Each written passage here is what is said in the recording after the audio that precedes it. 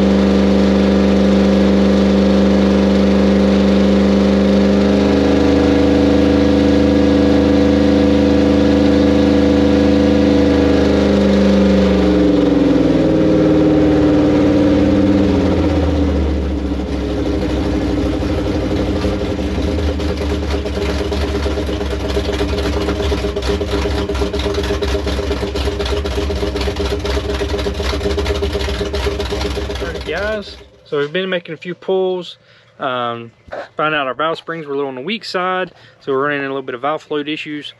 So we got those changed out, got some different springs in there. These were the ones that come with the kit, but the pressure was just a little on the light side, and we checked them and everything and they were light. So we've got some different springs in there, a little more pressure. First pull, everything seemed to be good. We seem to be having a little bit of issue with the crankcase pressurizing itself, because we noticed a little bit of air bubbles and oil coming out around some of the valve cover bolts around the bottom of the distributor. So we've put us a PCV valve and a breather in the valve covers. We're going to see if that'll help us out there, allowing it to be able to vent a little bit better. So we'll make a pull, we'll see what we've got. We may add a carb spacer on here just to see if that helps, since this carburetor is a little on the small side. But we'll just try that and see what it does, and we should be just about done. So I'll get y'all set up, and we'll make another pull and see what we're working with.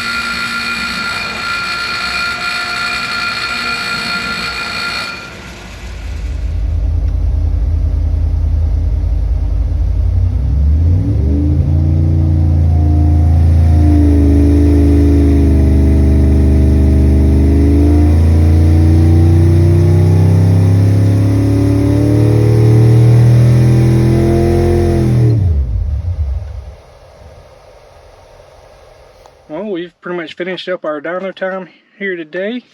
We decided not to worry about trying the carb spacer. The customer wasn't too worried about that or worried about the numbers really. He was just mainly wanting it broke in. So we got fueling, timing, and all that kind of set. Customer was here. We made a pull or so with him present, just so he could see it running and everything. He was happy and pleased. So I'll kind of show you the numbers. So we had a peak of 505 foot-pounds of torque, right around the 3,500 range. We had 406 horsepower out here around 4,800. It's nice flat power and torque curves.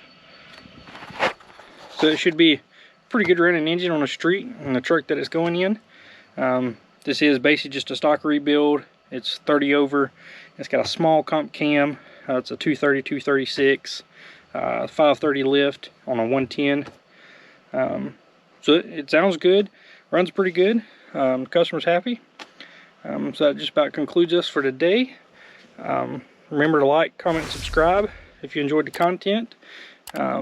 Make sure to leave any comments below of what all other kind of stuff you'd like to see. We're going to try to do just about every engine that we're running now. Try to get those uploaded so y'all can see what kind of stuff we're working with and building. So that's pretty much it. Thank y'all for tuning in. We'll see y'all next time.